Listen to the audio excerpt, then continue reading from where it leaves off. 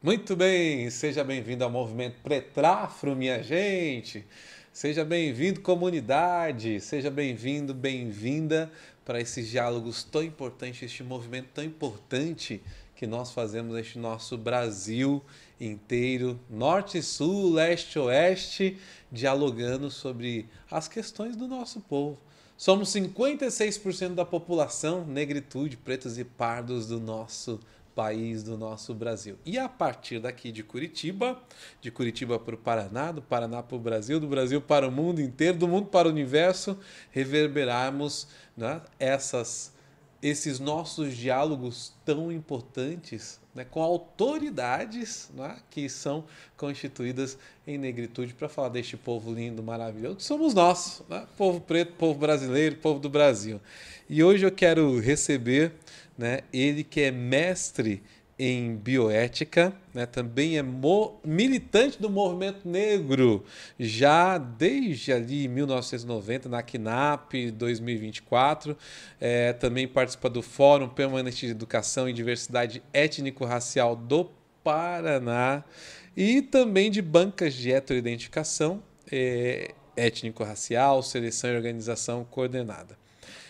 Ele é mestre em bioética. Já começa por aí, gente. Que lindo, né? Mestre em bioética, especializado em história e cultura africana e afro-brasileira e políticas públicas no Brasil pela Universidade de Tuiuti.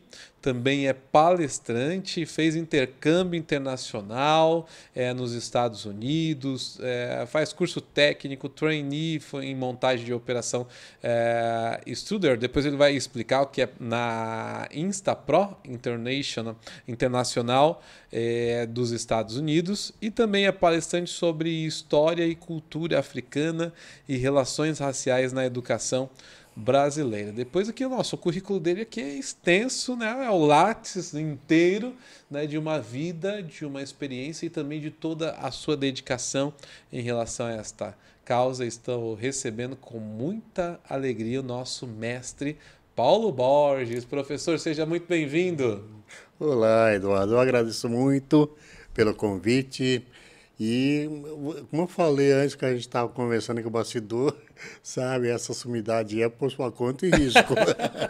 Mas é fato, Mas a né? gente já caminhou bastante por esse mundo afora aí.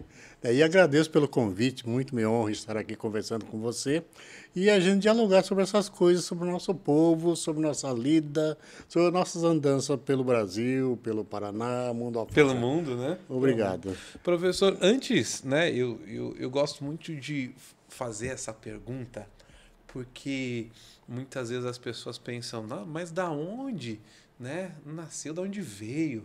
Porque pensam que a nossa vida, né, hoje o senhor é um mestre, né, em, né, bioética. Não sei se está fazendo doutorado, não? Doutorando? Já tive convite, Assim. estou pensando Tá nessa pensando, né, possibilidade. nessa possibilidade, né? E o senhor falou até que o professor Mário Sanches foi seu orientador em Exato. bioética, um grande, né, Da também nome Universidade Católica do do Paraná, ele foi meu Paraná, orientador né? em bioética. Sim. E o senhor veio da onde, professor? Olha, o meu início, todas as minhas. O começo dos meus pensamentos vem de Araputi. Arapoti. Araputi é o Norte Velho É ali, sim. sabe? Eu nasci ali e é interessante que ali também eu despertei, né, para minha militância, porque É com sim. 10 anos eu tive a primeira experiência assim de que eu era diferente, É sim. da escola ainda. Exato. E a partir dali, então, eu pensei comigo, bom, eu vou começar a estudar, começar a ler sobre essas coisas para eu entender e até mesmo fazer uma certa resistência em relação a isso. Quando o senhor falou diferente, indiferente em relação à cor da pele. Exatamente. Sim. É porque a gente sabe que nesses espaços a gente é minoria absoluta. Sim. E uma foto lá de lembrança da escola, lá eu percebi isso porque eu recebi muitos apelidos relacionados à cor da pele. Sim. E foi então que eu descobri, né, que eu era diferente dos demais alunos. E eu passei a estudar então para conhecer melhor e repensar todos os momentos que eu tivesse qualquer dificuldade Aham. para fazer enfrentamento. E Sim. desde lá, então, eu venho estudando, lendo muito e tem me ajudado muito também nessa caminhada toda que eu tenho feito desde a minha infância. E quero acreditar também que ali né, em Arapoti, e esse despertar para a militância, o senhor disse que aos 10 anos, né? Aos 10 anos. E é interessante que aos 10 anos também me despertou estudar línguas. Olha Sim. só. Aí tinha uns livrinhos de bolso chamado Língua Viva. Aham. Comecei a estudar inglês Sim. por conta, inglês, espanhol e italiano.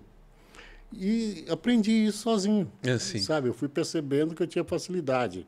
Aí, com um certo tempo, a música me ajudou muito isso, sabe? Desenvolver mais a gramática e tudo mais. Perfeito. E a primeira vez que eu viajei para os Estados Unidos, eu já dominava bem o idioma, dei aula de inglês, entendeu? Então, isso me ajudou muito. E o senhor acabou, de certa forma, também, a partir do desenvolvimento da educação e da facilidade do aprendizado de línguas, ajudando a comunidade. Exatamente. Né? Toda essa preocupação em me conhecer melhor, de certa forma, quando comecei a militância também no movimento negro, a gente começou a distribuir esse conhecimento que a gente veio procurando desde a infância até o momento que a gente começa a militar junto ao movimento negro mesmo. Sim. Né? Junto à CNAP, a gente tinha um cursinho pré-vestibular, né? Voltado para a população negra. Exato. E a gente deu aula nesse cursinho, trazendo toda essa temática, né, para que o povo, de repente, entendesse a nossa trajetória. E aí, nesse processo, professor, como é que foi o reconhecimento, o senhor, um negro em movimento, jovem, do movimento negro, né? E até da CNAP, também ali do movimento negro unificado, não sei se quando acontece essa junção e esse olhar do senhor para este âmbito nacional, né? Internacional. Sim. Olha só, é interessante que ainda na adolescência eu jogava futebol e eu tive uma lesão, eu fiquei um tempo, né, me tratando e tal. E eu ia no hospital fazer meu tratamento, tinha umas revistas antigas e eu lia muita reportagem nessa revista, Fatos e Fotos. Sim, Fatos e Fotos. Então, ali é que eu comecei a ver as primeiras informações sobre África, sobre Nelson Mandela, as primeiras informações sobre Martin Luther King, sabe? Inclusive, eu nasci no dia 24 de janeiro.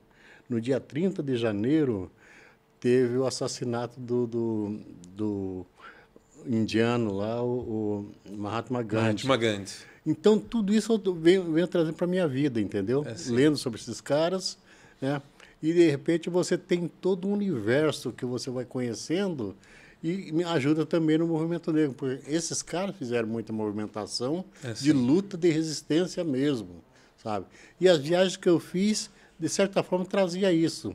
Eu fui nos Estados Unidos, estive na casa que nasceu Martin Luther King, conversei com pessoas ali da comunidade, ali de Atlanta. Eu estive na África do Sul, no último ano do governo Mandela. Andou por Pretória, toda aquela região. Ali, inclusive no porto, onde pegava o barco para ir visitar a cadeia, onde ele ficou preso. Estive ali. Então, eu respirei tudo isso muito de perto. E ajudou também no movimento negro aqui em Curitiba, sabe? E Curitiba e Brasil, porque a gente tinha relações com todos esses grupos aí que surgiram também. Tá vendo? O senhor fez uma ponte aí importante. Sim, sim. Né? E é isso a gente está falando no auge do quê? 1980, 70? Olha, eu saí da minha cidade natal em 67. 67. Assim que eu completei a maioridade, eu saí atrás de emprego e tal, mudei para Telêmaco Borba. Ali eu tive meu primeiro emprego na Klabin do Paraná. Aí, quando foi para eu viajar para fora, eu saí da Klabin e viajei. Fiquei 2 meses fora, voltei, daí mudei para Curitiba. E isso aí, daí você vai tendo contato com mais pessoas que, de repente, têm o mesmo pensamento, você começa a conversar sobre esses temas e a vida vai se enriquecendo cada vez mais. E a gente vê que precisa trabalhar cada vez mais. Trabalhar cada vez mais, porque a gente sabe da dificuldade. A primeira coisa que me chamava a atenção é chegar nos espaços e a gente não se perceber ali. Né? E aí, então, você vai procurar alternativas para trabalhar essas coisas. O porquê a gente não está ali? Quando a gente começou no movimento negro aqui em Curitiba, o nosso povo não tinha formação aí nas universidades. Ainda, principalmente, quando eu voltei dos Estados Unidos, que eu vi o pessoal tinha aquelas políticas afirmativas, aqui no Brasil nem se pensava ainda nisso. A gente só foi ter isso aí em 2004. Exato.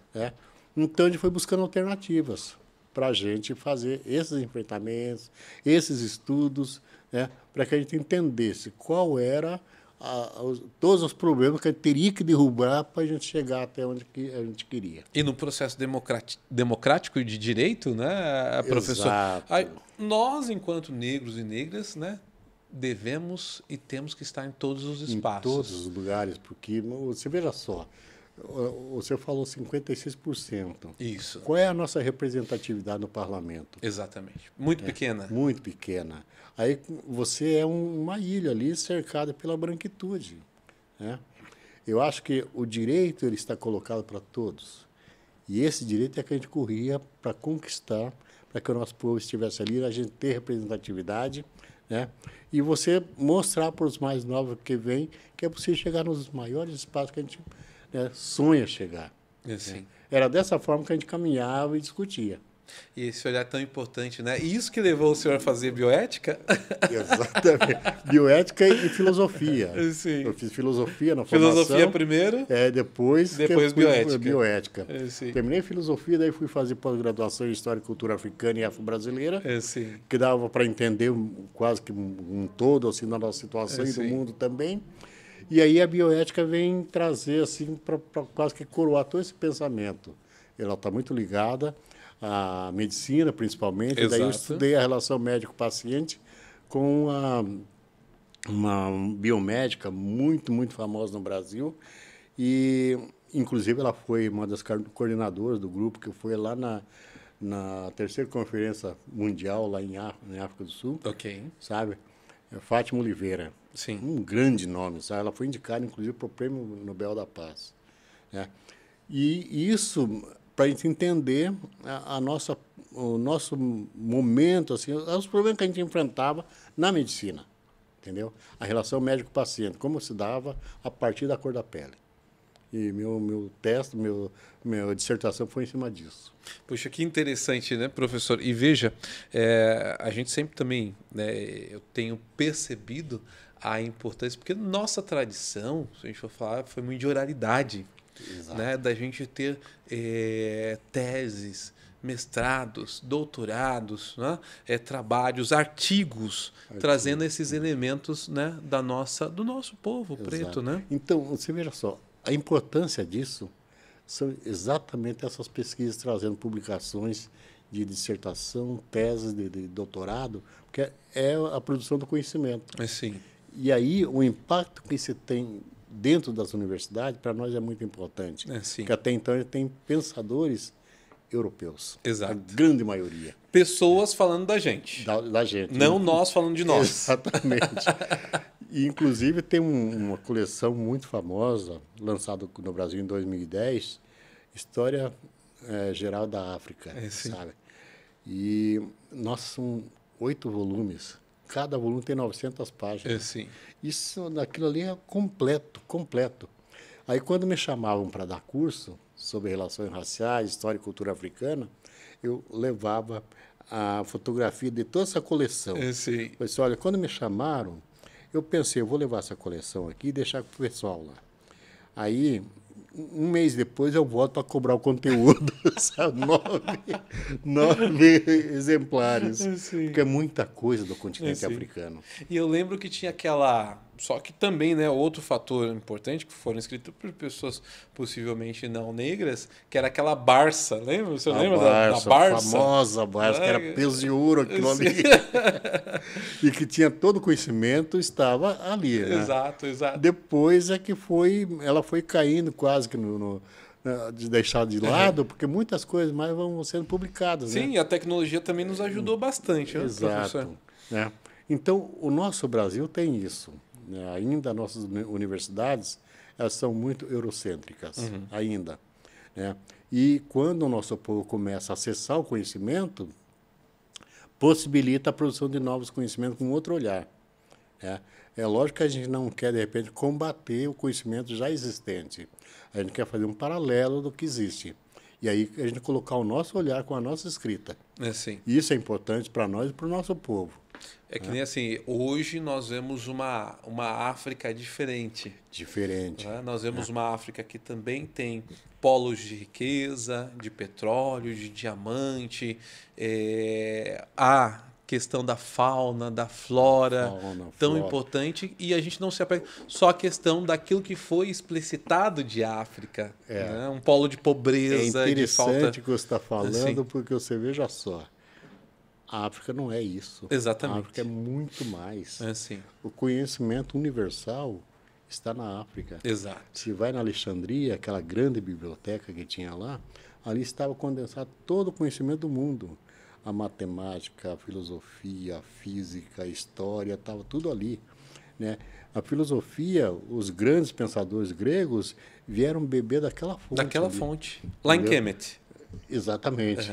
Então, é lógico que depois que esse pessoal vieram ali, eles publicaram como se fosse deles lá na Grécia. Exato. Né? Porque eles tinham a tradição da escrita. Exato. E nós da oralidade.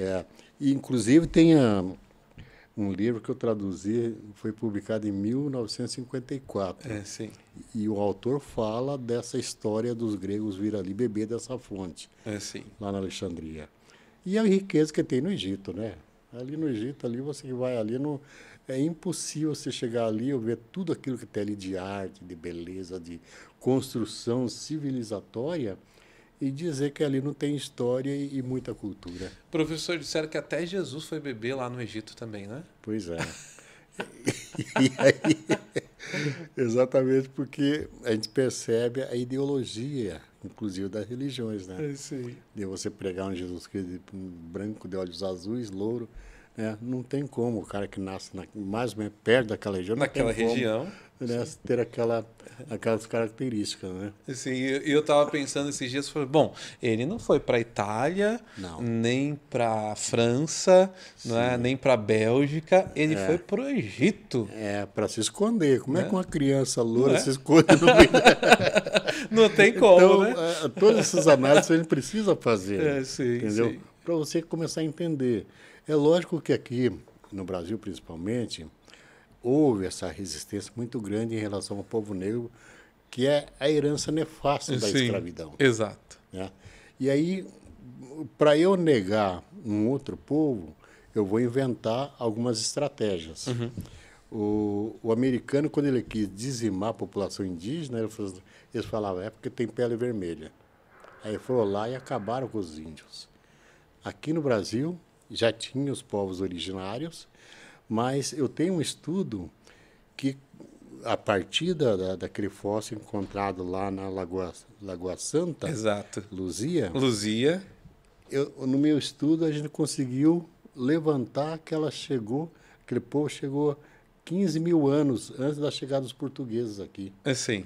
Isso está no livro O Povo de Luzia, de Walter, não lembro sobre o nome dele agora, mas completo o livro, que mostra essa trajetória do povo saindo do continente africano e vindo pelo Oceano Pacífico até o Brasil, entendeu? Agora, para negar as possibilidades e sabedoria desse povo, tinha que inventar alguma coisa. Não, eles são negros e não tem história. Né? E aí fica essa coisa de que a gente não tem inteligência, que a gente não produz nada. Isso foi escrito. Exatamente. E, professor, mas chegando no Brasil, nós, o povo que veio escravizado, trouxeram as tecnologias de África, não foi? Exatamente, porque as pessoas que vieram de lá tinham muito conhecimento. Sim. Tanto na agricultura, trabalhando o ferro, sabe? As primeiras grandes viagens começa no continente africano, não é em Portugal. Sim. Entende? E a gente consegue comprovar isso. Olha, eu sou um entusiasta dessas leituras e pesquisas, entendeu? Para a gente trazer nas formações. Exato, né? exato. E trazer mostrando material. Não é coisa assim, eu acho. Sim. Mostrando tem a material. Propriedade da informação e as comprovações, obviamente. Exatamente. E eu venho trabalhando com isso há mais de 25 anos. Entendeu? A minha leitura... Minha idade.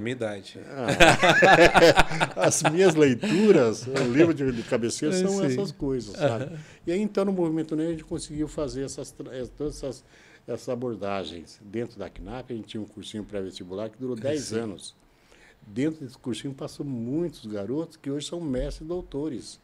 Nós temos um garoto que está lá na Universidade Federal da Bahia, que passou na nossa comunidade aqui. Eduardo Oliveira. Nossa, o cara é uma sumidade. É quase. Não sou eu, tá? Porque eu sou Eduardo Oliveira, ele é Eduardo. Eu sou Eduardo Oliveira Filho e ele também é meu pai, né? Que é Eduardo Oliveira. Mas é outro Eduardo Oliveira. Eduardo David Oliveira. Sim. Sabe, ele é daqui de Paranavaí. Exato. Mas é uma cabeça, entendeu? O cara é filósofo, o cara é antropólogo, uma cabeça, entendeu? Também temos a Marcilene, que está na Bahia. Marcilene, que está que também no governo nacional. Exato, agora está no governo. Então, são várias pessoas que a gente conviveu aqui que, de repente, ascenderam. Muito bem. Socialmente, intelectualmente. Para nós, isso é muito bom, porque são referências. E que hoje ajudam na produção também dessas informações tão importantes. E eu penso, professor, na dimensão também de futuro, né? De futuro. Da gente deixar este legado tão importante, como essa apresentação de hoje, esse bate-papo, que vai ficar gravado ad eterno para que as pessoas possam acessar, produzir e observar professor, mestre Paulo Borges, né, aqui discorrendo sobre esse tema tão importante. Sim. Inclusive na bioética lá na PUC, um trabalho dentro do curso, eu traduzi um documento da Unesco sobre, dentro da bioética, tem lá grupos que formam assim, um tipo de uma associação nos hospitais para acompanhar todo o tratamento, né, uma relação médico-paciente e tudo mais. Eu traduzi esse livro, eram mais de 100 páginas, e que hoje está sendo usado no mestrado da bioética ali na PUC. Com promessa de publicações. Eu estou esperando essa publicação, eu estou cobrando meu orientador. Para a gente é importante isso. Sim, exatamente, professor. E também estou fazendo minhas escritas aí de toda essa trajetória que a gente tem feito aí. Muito bom. Eu quero fazer já aqui uma provocação para o professor e também para a nossa produção, para o professor topar. Nós vamos fazer uma série, né? Uma série aí de 4, 5 ou 6 episódios com o senhor, porque a gente precisa, né? Quanto mais nós conhecemos, diz, né? Um grande, né? Escritor, mais nós amamos, né? E precisamos traduzir, né, isso para essa juventude, para esse povo que muitas vezes, né, estão em outros estados ou também, como a gente já viu, né, são negros, mas não têm a pertença, né, e não observam a sua ancestralidade, o seu fator histórico. Eu tive essa oportunidade de viajar e ver muita coisa assim, sair de perto. Por exemplo, eu estive em Accra, capital de Gana. E ali no Oceano Atlântico, ali na praia do Oceano Atlântico, tem um forte lá chamado Forte Elmina. Hoje é um hotel. E aí, uma mulher foi feita prisioneira numa batalha ali no Congo e ficou lá presa durante um tempo. E depois veio traficada para o Brasil. Vendida numa fazenda no Maranhão, fugiu dali e vai para Palmares. Aí, de lá, ela tem um filho, Ganga Zumba. Depois, Sabrina, né? E essa mulher, Sabrina, a mãe de Zumbi. Então, essa mulher é a avó de Zumbi, a Qualtune. Eu estive lá nesse forte, entendeu? Nossa, eu viajava a trabalho, mas ficava olhando onde eu podia aprender essas coisas, entendeu? Assim como na África do Sul também, né? Porque eu visitei vários lugares para ver os caminhos, os passos de Nelson Mandela, entendeu? Gente, isso é divino, professor. Nosso tempo aqui passa muito rápido. Eu queria ficar aqui, ó, né, bebendo da fonte, né? Por muito tempo. Mas se o senhor topar, produção também, nós vamos fazer, né, essa série que é importante para que a gente também possa multiplicar os seus conhecimentos, né, dessa andança no mundo inteiro. Podemos fazer um script assim, série, né, do que a gente pode ir fazendo. Isso. Acho que é interessante. Ótimo. Tá topado, então, né? Nós vamos fazer. Professor, muitíssimo obrigado. Quero agradecer o seu tempo, a sua disponibilidade, o seu carinho de ter estado conosco. E aqui eu quero que o senhor pedir também fazer as suas considerações finais. E onde eu encontro o professor? Se eu quiser mais informação hoje, onde é que eu encontro o professor? Olha, eu tenho Instagram que eu não mexo muito, não. Sim. Eu não gosto de estar mexendo muito. Mas tem algumas coisas ali. Né? Nivaldo S. Arruda. Nivaldo S. Arruda. Tem minhas coisas ali. Exato. Mas eu uso mais, eu sou mais antigo, sabe?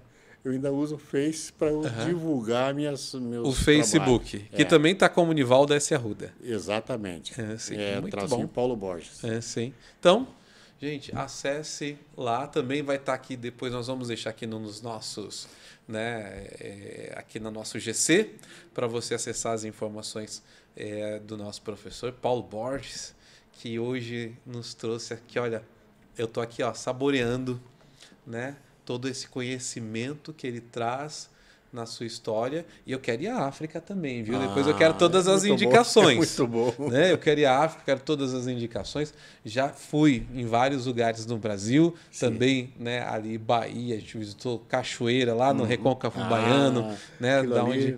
Eu tive no Recôncavo também. Que é maravilhoso, nossa, professor? Lindo, Daí provei muita arte, né? Muita é. cultura, né, do nosso povo. Mas agora vamos atravessar. E você disse que faz parte do Coral Negro? Coral Negro de Curitiba. Olha só, eu sou músico também, sim. sabe? E canto, fiz abertura de vários shows, né, de grandes nomes, quando morava em Telemaco, principalmente. Então a gente tem algumas coisas em comum. E está convidadíssimo para participar do movimento Pretráfilo, do Coral Negro de Curitiba, e dar a sua contribuição também. E a formação, porque lá nós temos um grupo de estudos, que inclusive é pela PUC, né? Estamos trabalhando aí essa parceria com a Pontifícia Universidade Católica do Paraná, o professor Sérgio, né? Sérgio, isso, no figura. sentido de compormos, né? Para que também fique este curso, né? Não sei, é um curso, uma especialização, né? Curso, né, extracurricular, né? Para também dar propriedade da informação para todos aqueles que estão no coral também, né? Se formar e ter as informações. Ok. E a gente tem um projeto que a gente iniciou em 2014, portanto está indo para 11 anos, no CEPAT, uma parceria CEPAT e ACNAP.